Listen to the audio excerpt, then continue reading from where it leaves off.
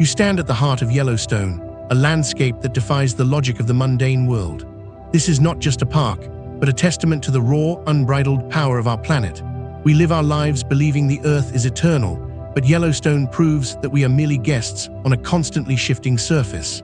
If you find yourself captivated by the shadow of our planet's hidden power, I invite you to sign up and join us as we explore the mysteries of the natural world. Now let's delve into the secrets behind this first national park and see what lies beneath the steam.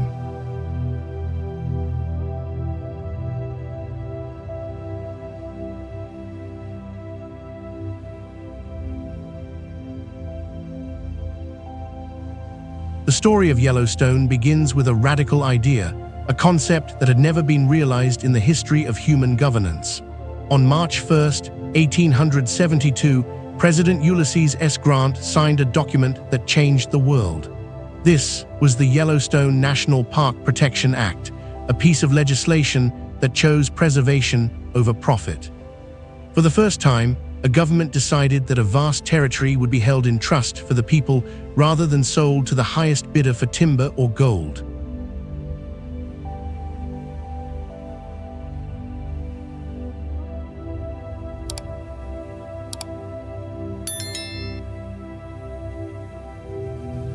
This decision was a rejection of the industrial hunger that defined the late 19th century.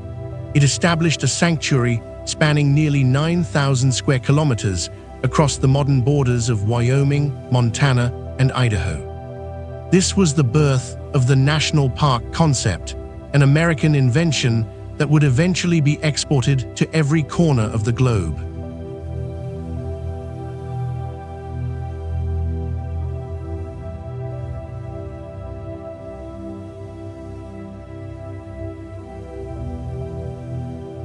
Yellowstone is defined by its dramatic landscapes, but its true identity is found in the heat beneath the surface. The park is essentially a high-altitude plateau, a massive stage set for a series of geothermal performances. Visitors are often struck by the sight of Old Faithful, a geyser that has become a global symbol of natural reliability. It erupts with a rhythmic precision that feels almost mechanical, yet it is powered by the chaotic energy of the Earth's interior.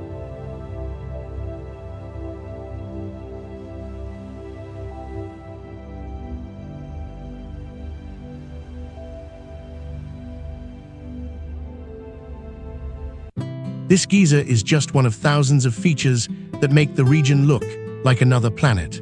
The steam rising from the ground serves as a constant reminder that the park sits atop a massive volcanic system. It is a land shaped by the struggle between the cold air of the Rocky Mountains and the searing heat of the magma below.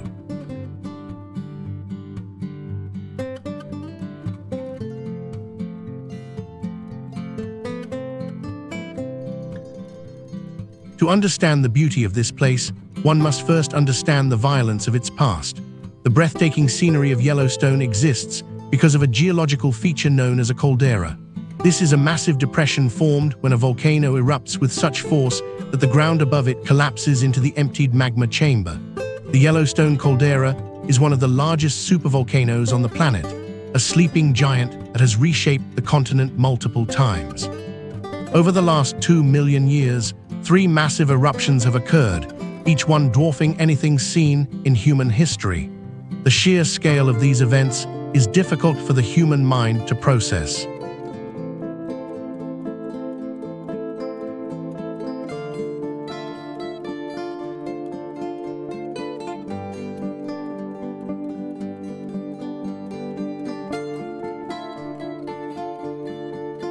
The most recent supereruption took place roughly 640,000 years ago. It released a volume of volcanic material that was more than 1,000 times larger than the eruption of Mount St. Helens in 1980. This event covered much of the central United States in thick layers of ash and changed the global climate. The debris from these eruptions created the vast lava fields and thick rhyolite flows that form the park's foundation today. Even now, the heat from that ancient magma continues to fuel the park's hydrothermal systems.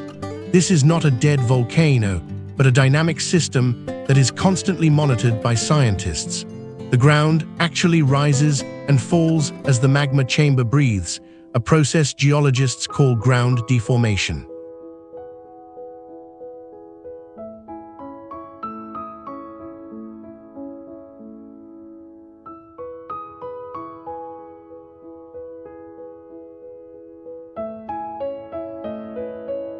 The park is home to more than 10,000 hydrothermal features, a number that is staggering to contemplate. These are categorized into four main types: geysers, hot springs, mud pots, and fumaroles. Together, they represent more than half of the world's known geothermal features. The hot springs, like the Grand Prismatic Spring, are famous for their vivid, rainbow-like colors. These colors are not the result of chemicals, but of heat-loving bacteria called thermophiles. These organisms thrive in temperatures that would be lethal to most other forms of life. They create a microbial map of the water's temperature, with different species inhabiting different zones of the spring.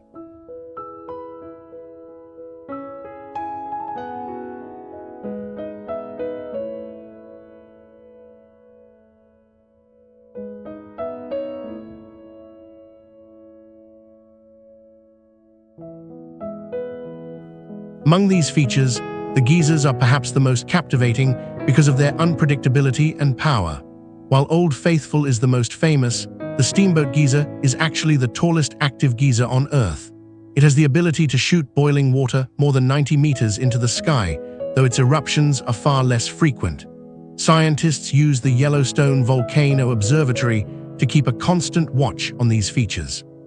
They track seismic activity, gas emissions, and temperature changes to understand how the system is evolving. This monitoring is essential because the park is also one of the most seismically active regions in the United States. Thousands of small earthquakes occur every year as the Earth adjusts to the movement of fluids and magma deep below.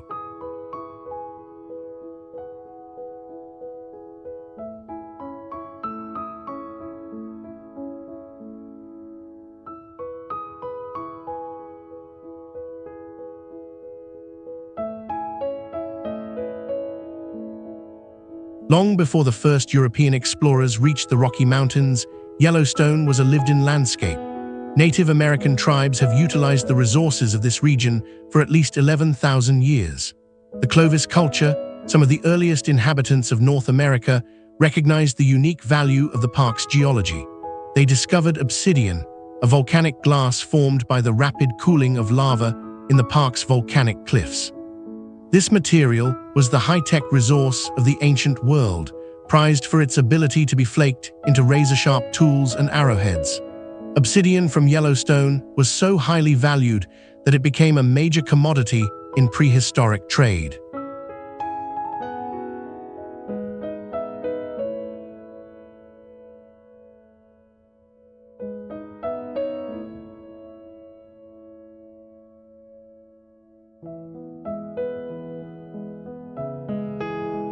Archaeologists have found artifacts made from Yellowstone obsidian thousands of kilometers away, reaching as far as the Ohio River Valley.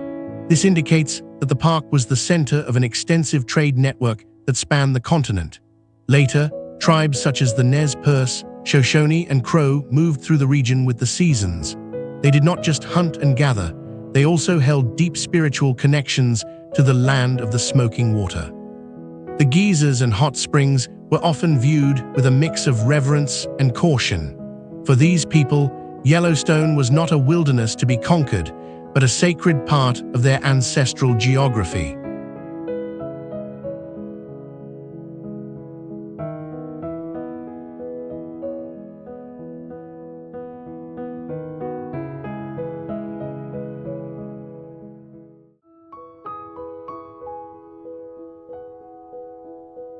In the early 19th century, American trappers began to push into the deep wilderness of the West.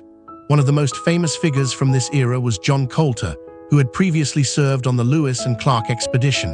During the winter of 1807 and 1808, Colter traveled alone through the Yellowstone region. When he returned to civilization and described the boiling mud and erupting fountains of water, he was met with mockery.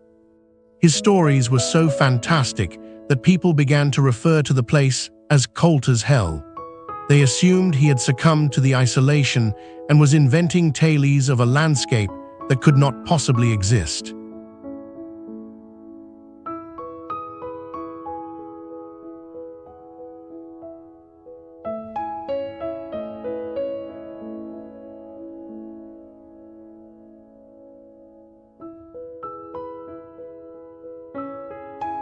For several decades, the existence of Yellowstone remained a matter of campfire legend and tall tales.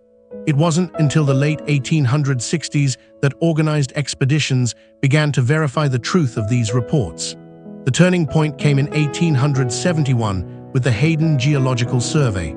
This expedition was a massive undertaking involving scientists, artists, and photographers.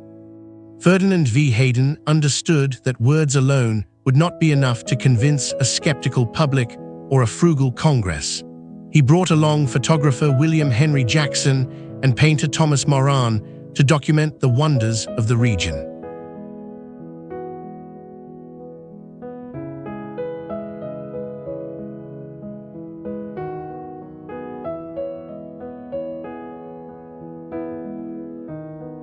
The images they brought back were transformative. For the first time, people in the East could see the dramatic beauty of the Grand Canyon of the Yellowstone and the impossible colors of the Geyser basins. Moran's watercolors and Jackson's photographs provided the visual proof that the region was a national treasure. Hayden argued that if the government did not protect this land, it would be carved up by private interests. He saw the potential for the region to be ruined by mining, logging, and unregulated settlement. His report was the primary catalyst for the creation of the park, ensuring that these wonders would remain part of the public domain.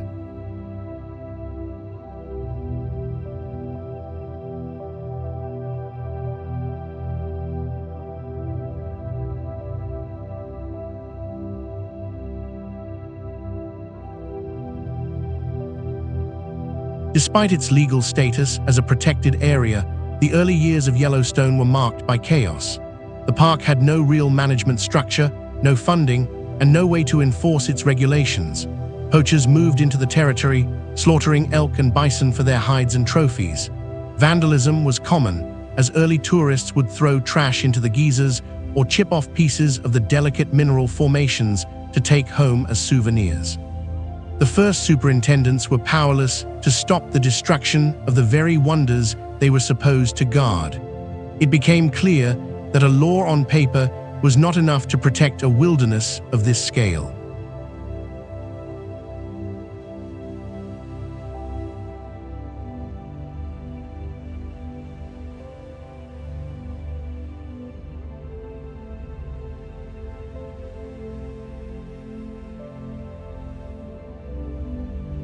In 1886, the United States government took a drastic step to save the park.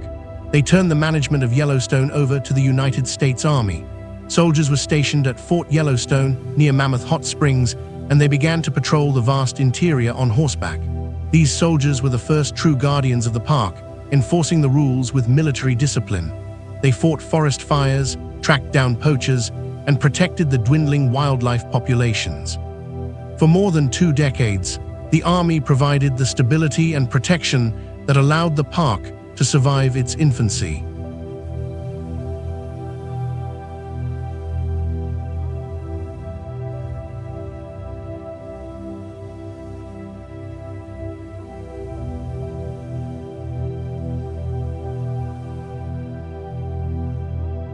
The modern era of the park began in 1916 with the creation of the National Park Service.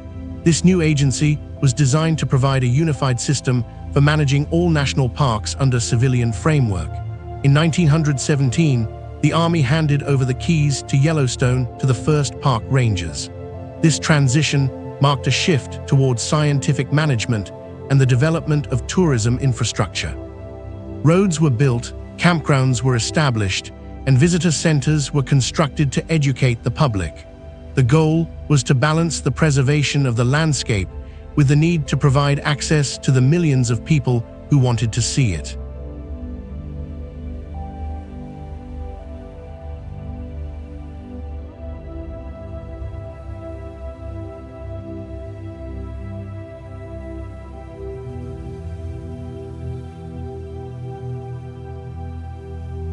Today, Yellowstone is the core of the greater Yellowstone ecosystem, which is one of the largest nearly intact temperate ecosystems on Earth.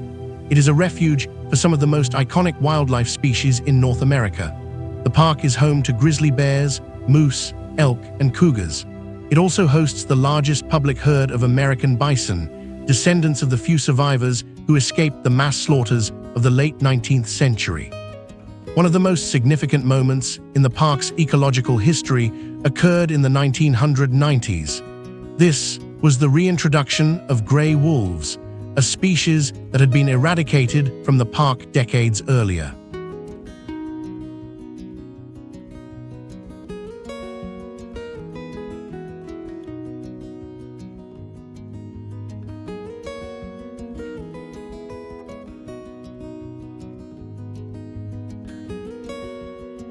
The return of the wolves was more than just a wildlife success story. It was a lesson in how nature functions as a complex system. Scientists observed what is known as a trophic cascade, where the presence of a top predator influences the entire food chain. The wolves changed the behavior of the elk, which had become overpopulated and were overgrazing the river valleys. As the elk moved to avoid the wolves, the willow and aspen trees began to recover. This provided habitat for songbirds and material for beavers to build dams. The entire landscape began to heal and return to a more natural balance, proving that every piece of an ecosystem is vital to its health.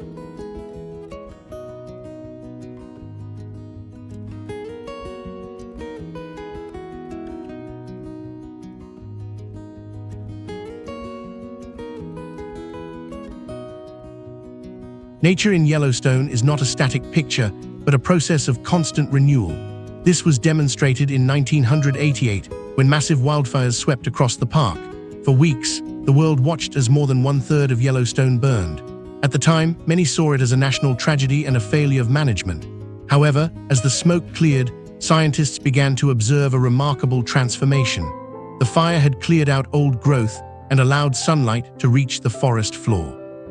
Nutrients were returned to the soil, and a new generation of plants and trees began to sprout almost immediately.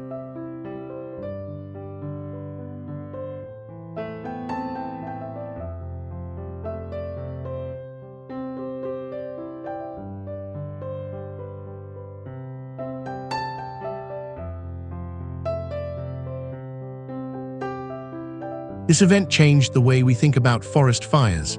Instead of seeing fire as a purely destructive force, we now recognize it as a natural and necessary part of the ecosystem's life cycle. Many species, like the lodgepole pine, have evolved to rely on fire to release their seeds. Today, park managers allow many naturally occurring fires to burn under controlled conditions. This philosophy of letting nature take its course is a cornerstone of modern conservation.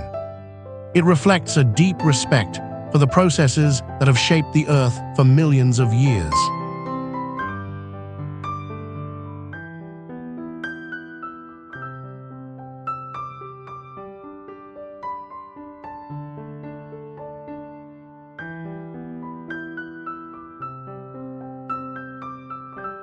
As we look toward the future, Yellowstone remains a powerful symbol of our relationship with the natural world. It is a place that reminds us of our own smallness in the face of geological time. The volcanic activity, the frequent earthquakes, and the extreme weather are all parts of a system that operates on a scale far beyond human control. Yet, the park also shows us what we can achieve when we choose to protect something for the common good. It is a reminder that the preservation of nature is not just an act of charity, but an act of wisdom. By saving these wild places, we save a part of ourselves.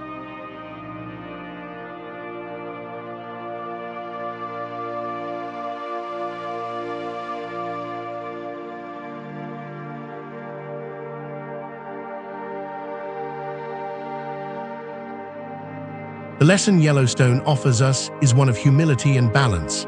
It teaches us that change is inevitable and that renewal often follows destruction. In our daily lives, we often fear change and cling to the illusion of stability. But like the forests that regrow after a fire, we too have the capacity for resilience. We must learn to respect the forces that are beyond our control and focus on being good stewards of the world we inhabit. How can you apply the principle of natural renewal to your own life? What parts of your own world are you working to preserve for the next generation?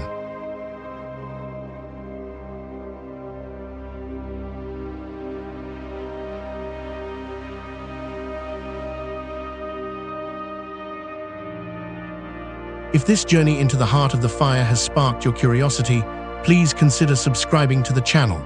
We are committed to bringing you the stories of our planet's most extraordinary places and the lessons they hold. Your interaction helps us continue this work and reach more people who care about the future of our natural heritage. Yellowstone is a reminder that even in a world dominated by technology, the primal forces of the Earth still hold the ultimate power. We must listen to what the steam and the stones are telling us. Thank you for walking this path with us, and we look forward to seeing you in our next exploration.